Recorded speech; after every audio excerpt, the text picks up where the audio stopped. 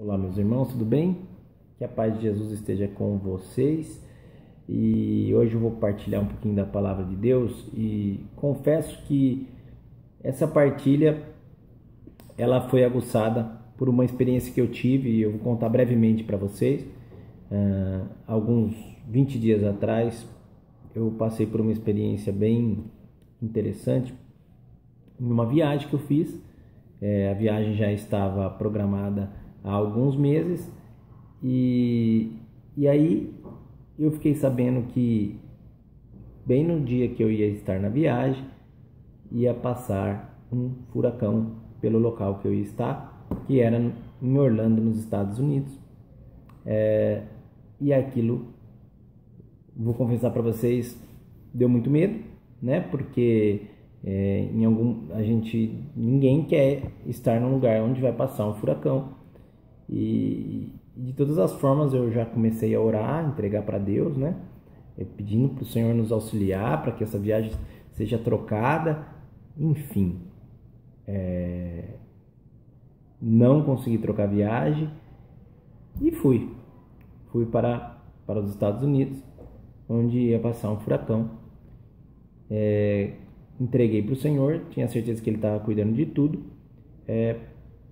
Porém, meus irmãos, vou confessar a vocês, nós nos preparamos, nós ficamos 2 dias trancados no quarto do hotel, com alimento, com comida, com água, com lanterna.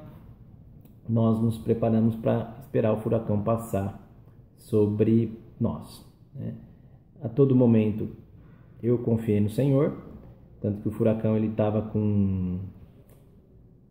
uma intensidade muito grande. Estava destruindo tudo, a gente via na televisão as destruições, as coisas que ele estava fazendo. E quando ele passou em Orlando, onde eu estava, ele já passou num grau 2, né? Tenho certeza que as orações, não só minha, como de muitos irmãos meus que estavam aqui no Brasil preocupados, fez com que o furacão tivesse menos intensidade. Porém, mesmo ele estando com menos intensidade, eu posso partilhar com vocês que foi uma experiência que me deu medo. Na hora eu fiquei com medo, porque o vento era muito forte, o barulho era muito forte e eu apenas orei. Nunca orei tanto em toda a minha vida, vou confessar para vocês, porque a minha confiança naquele momento era no Senhor. Eu sei que poderia literalmente acontecer algo muito trágico, né? Poderia até morrer, mas eu confiei no Senhor e tudo se passou e foi uma experiência que com certeza vou levar para a vida toda e me fez pensar, meus irmãos, um pouquinho sobre essa questão da nossa vida, né? Hoje a gente está aqui, amanhã ninguém tem a certeza do que vai acontecer. Nós não temos a certeza do que vai acontecer daqui 1 minuto, 10 minutos na nossa vida. Então me colocou para refletir, para pensar sobre o nosso destino, sobre o nosso futuro, né? E o nosso destino, o nosso futuro, ele está nas mãos de Deus, somente nas mãos de Deus. Então que a gente possa refletir sobre isso. A palavra de Deus no livro de Jeremias, capítulo 10, 23, resume bem isso, que diz o seguinte: bem sei, Senhor, que não é o homem dono do seu próprio destino, e que ao caminhar não lhe assiste o poder de dirigir os teus passos. Ou seja, nós temos os nossos sonhos, nós temos os nossos planos, nós projetamos um monte de coisa para a nossa vida, porém, somente a Deus está o controle de todo o nosso futuro, de toda a nossa vida. Então nós temos que confiar ou não. Aí no Antigo Testamento eu vou puxar umas passagens aqui para a gente poder refletir sobre o destino.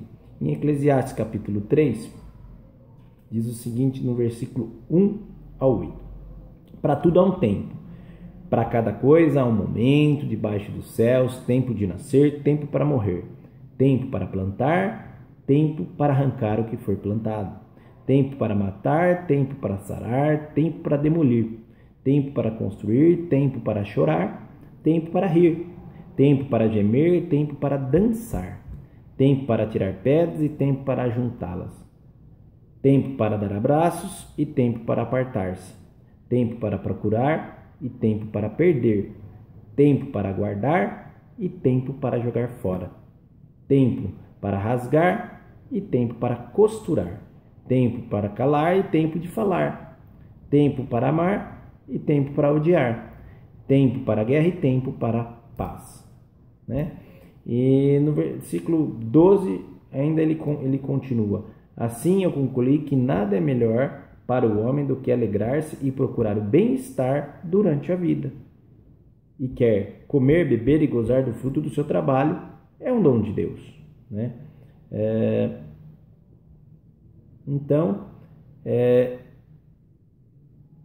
Também no 16 diz o seguinte: debaixo do sol, quer dizer, nesta vida terrena, observei ainda a seguinte: a injustiça ocupa o lugar do direito e a iniquidade ocupa o lugar da justiça.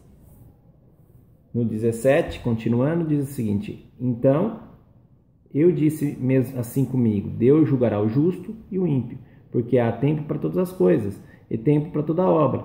Eu disse comigo mesmo a respeito dos homens: Deus quer prová-los, mostrar-lhes quanto eles são semelhantes aos brutos, porque o destino dos filhos dos homens e o destino dos brutos é o mesmo. Um mesmo fim os espera. A morte é de um e a morte é de outro. Ambos foi dado o mesmo sopro, e a vantagem do homem sobre o bruto é nula, porque tudo é vaidade, todos caminham para o mesmo lugar, todos saem do pó e do pó voltam.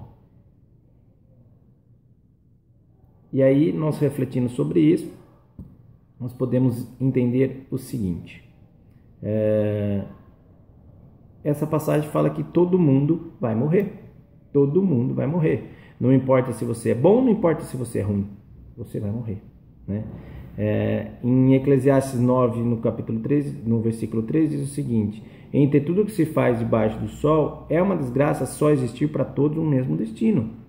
Por isso, o espírito dos homens transborda de malícia, a loucura ocupa o coração deles durante a vida, depois do qual vão para a casa dos mortos. Ou seja, no Antigo Testamento, eles sentiam assim indignados de saber que todo mundo ia morrer. Né? Se tem um tempo para cada coisa, então tudo é possível, tudo é permitido. Os bons e os ruins vão morrer. E por isso que os homens eles se transbordavam com um espírito de malícia, quer dizer, então eu vou aproveitar minha vida, eu vou fazer o que eu quiser, eu vou curtir a vida, eu vou viver o que é bom, os prazeres deste mundo e boa. E em nenhum momento eu vou ser... então meu destino, o meu futuro vai ser igual se eu for uma pessoa boa, se eu for uma pessoa que ajudar o próximo. Né? Isso nós trazemos para o Antigo Testamento e vimos que Jesus veio dar uma outra conotação, um outro caminho, uma outra direção, né? Porque Jesus, se a gente pegar a história de Jesus, Jesus morreu na cruz e Deus permitiu que Jesus morresse na cruz. E aí nós já podemos pensar sobre nossas vidas. Às vezes a gente não entende as coisas que acontecem, que a gente tem que passar e que Deus permite, né? O destino de Jesus era morrer na cruz. Né? Ele já estava protagonizado por Deus para morrer na cruz. Por quê? Porque ele tinha que morrer na cruz para oportunizar a salvação para nós, para mim e para você. Né? Ele tinha que morrer na cruz para que eu e você tivéssemos a oportunidade de salvação, de vida eterna. Quer dizer, não era correto todo mundo morrer e ir para o mesmo lugar. Deus de alguma forma queria falar: não, eu quero a eternidade. Mas aí a eternidade, a vida eterna, ela só é possível a salvação através de Jesus Cristo. Tá? Então o destino de Jesus era aquele: Jesus foi obediente e nos escolheu. Né? Jesus de certa forma nos escolheu eu, escolheu você, para nos dar a oportunidade de salvação, de eternidade. Aí eu pergunto: e você escolheu Jesus? Você já escolheu Jesus? Verdadeiramente, você já escolheu Jesus? Porque o livro de Romanos, capítulo 10, diz o seguinte: portanto, se com tua boca confessares que Jesus Cristo é o Senhor e no teu coração creres que Deus ressuscitou dos mortos, serás salvo. E crendo de coração que se obtém a justiça, e é professando com palavras que se chega à salvação. A Escritura diz: todo aquele que crer não será confundido. Então você, meu irmão e minha irmã, eu faço uma reflexão para você hoje. Você já escolheu o caminho de Jesus? Você já escolheu o caminho que vai te dar salvação, a vida eterna? Né? Com o Novo Testamento a gente consegue enxergar que aquela visão do Antigo Testamento, de Eclesiastes, e que todo mundo ia morrer, ia para o mesmo lugar, não é verdade. Não é verdade. Nós temos que escolher o caminho que a gente quer. Quer escolher o caminho de Jesus? E quando a gente escolhe, beleza, confessei que Jesus é o Senhor da minha vida, com a minha boca e agora com o meu coração. Quer dizer, não tem como enganar, o teu coração tem que aceitar essa verdade. Quando a gente escolhe Jesus, o que acontece? Nós temos que ter atitude, a nossa vida tem que ter atitude, nós temos que ter uma busca constante de Deus. A nossa vida se torna uma luta, porque é contra o pecado. Nós não podemos viver no pecado e na graça de Deus. Se a gente está preso no pecado, nós não estamos na graça de Deus. Então é um combate, é uma luta que todos os dias nós temos que travar. Nós temos que fazer aquilo que Jesus nos pede, aquilo que Jesus nos ensinou a fazer. Vida nova. Nós temos uma vida nova em Cristo Jesus. E muitas vezes nós ficamos incomodados porque Deus quer algo maior de nós. Né? E quando eu falo, quando nós estamos incomodados, quando nós temos o desejo de fazer algo mais, é porque Deus está nos chamando para servir, né? Porque Deus nos escolheu, meus irmãos, para fazermos a diferença na vida das pessoas, de servir ao próximo. Então, se você, meu irmão, já aceitou Jesus, já está buscando, já está lutando, mas está sentindo a necessidade de fazer algo mais, pode ter certeza que Jesus já está tocando o teu coração para você servir, para você fazer algo para o teu irmão, para o próximo. E isso é muito bom. Amém? Outra coisa que eu gostaria de salientar é o seguinte: Jesus, aquele que escolheu Jesus, aquele que decidiu pelo caminho do bem, pela salvação, né? Por deixar aquela vida de pecado de lado, por deixar as coisas que não convêm de lado, as coisas que nos afastam de Deus de lado, ele será perseguido. Como ele será perseguido? Eu trouxe 3 passagens da Bíblia aqui que eu vou partilhar com vocês, falando que se você escolher o caminho de Jesus, não se iluda que tudo vai ser maravilhoso. Não, você vai ser perseguido. Pedro começou a dizer, em Marcos 10, do 28 ao 30, eis que deixamos tudo para te seguirmos. E Jesus respondeu, em verdade vos digo, ninguém há que tenha deixado casa, irmãos, irmãs, pai, mãe, filhos ou terras por causa de mim e por causa do meu evangelho, que não receba já neste século 100 vezes mais casas, irmãos, irmãs, mães, filhos e terras, com perseguições e no século vindouro a vida eterna. Jesus está falando que se você optar em servir a Ele, se você optar em fazer a diferença na vida do teu irmão, em ajudar o próximo, e para isso você tem que se abster de muita coisa, você tem que se abster do seu tempo porque você tem que orar, você tem que se abster do seu tempo porque você tem que deixar a tua família, deixar as pessoas que você gosta para servir a Deus, para anunciar o Evangelho, para ir no grupo de oração, para ir na igreja. Deus está falando que você será recompensado, você terá 100 vezes mais casas. Isso significa que Deus vai te dar muito mais coisa pelo teu sim, pela tua disposição de servir. Só que você terá perseguições, tá? Você terá perseguições, mas que num segundo momento a vida eterna vai estar na sua vida, tá? 2 Timóteo capítulo 3, versículo 12 diz o seguinte: de fato, todos que desejaram viver piedosamente Cristo serão perseguidos. É uma palavra confirmando que nós seremos perseguidos, né? E João 15, 20 fala o seguinte: lembre das palavras que eu disse, nenhum escravo é maior do que o seu senhor. Se me perseguiram, Jesus falou isso, também perseguirão vocês. Você que está assistindo esse vídeo, você que optou em seguir Jesus, você que optou em servir Jesus, Se obedeceram a minha palavra, também obedecerão a vocês. Então, tem uma outra passagem que Jesus fala: no mundo há de haver aflições, mas coragem, eu venci o mundo. Então, que a gente saiba que optamos por Jesus, escolhemos Jesus, optamos servir, nós vamos ter perseguições, mas que Jesus está conosco. Amém? Então, o inimigo de Deus, né? Eu preciso tocar nesse momento, é nesse instante que ele quer destruir a nossa fé. Olha que coisa bonita que Deus fez e faz na tua vida e trabalha, e a gente começa a ver as maravilhas de Deus. O inimigo quer destruir isso. Então ele quer que a gente fique preso no pecado, ele quer, através das pessoas à nossa volta, que a nossa fé se esfrie. Ele quer que nós soltemos a mão de Deus. Nós estamos apegados no Senhor, mas o inimigo quer de todas as formas que a gente solte, que a gente abandone, que a gente esfrie na nossa fé. Então eu falo para você, meu irmão, não solte e não desista do Senhor. E para finalizar, eu separei aqui um Salmo 30, que é um salmo que vai trazer muita confiança, muita segurança e muita vitória. Amém? Eu vou ler para vocês algumas partes do salmo. Junto de vós, Senhor, eu me refugio. Não seja eu confundido para sempre. Por vossa justiça, livrai-me. Inclinai para mim vossos ouvidos. Apressai em me libertar. Sede para mim uma rocha, um refúgio, uma fortaleza, bem armada para me salvar, pois só vós sois a minha rocha e fortaleza. A vez de me guiar, dirigir por amor de vosso nome. Vós me livreis das ciladas que me amarraram, porque sois minha defesa.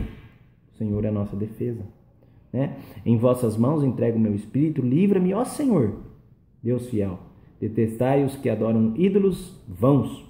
Eu, porém, confio no Senhor. Exultai-me e alegrai-me pelas vossas compaixões, porque olhastes para a minha miséria e ajudastes a minha alma angustiada. Não me entregastes às mãos do inimigo, mas alargastes o caminho dos meus pés. Tende piedade de mim, Senhor, porque vivo atribulado, de tristeza, definho os meus ossos, minha alma e minha entranhas. Realmente minha vida se consome em amargura, os meus anos e os meus gemidos. Minhas forças se esgotaram na aflição, mirraram todos os meus ossos. Tornei objeto de opróbrio para todos os inimigos, lúbrico dos vizinhos e pavor dos conhecidos. Fogem de mim os que me veem na rua. Fui esquecido dos corações como um morto. Fiquei rejeitado como um vaso partido. Sim, eu ouvi o vozeiro da multidão em toda parte, o terror conspirando contra mim. Tramam como me tirar a vida. Mas eu, Senhor, em vós confio. E eu digo, sois vós o meu Deus, e o meu destino está em vossas mãos. Amém, meus irmãos? Então, que nós possamos meditar sobre o Salmo, que é o Salmo 30, em algumas Bíblias o 31, e esse Salmo realmente nos dá a segurança, nos dá a tranquilidade e nos dá a certeza da vitória. Assim como eu passei a experiência com o furacão, me apeguei no Senhor e o Senhor não me abandonou, e estou aqui hoje testemunhando para você que o Senhor é o dono dos nossos passos, do nosso destino, do nosso futuro, e que nós não devemos temer, nós devemos apenas escolher o caminho do Senhor, né? Nos fortalecer, lutar, para, em hipótese alguma, soltar das mãos de Deus, né? E confiar que teremos perseguições, muitas perseguições, mas que venceremos com Jesus e teremos a vida eterna. E essa é a promessa maior de que somente o nosso Deus tem para nós. Que você fique em paz, que você medite sobre tudo que foi falado e que você alcance essa graça, assim como eu alcancei essa graça de confiar e de ver as maravilhas e os feitos de Deus na sua vida. Amém? Então fique na paz e até a próxima.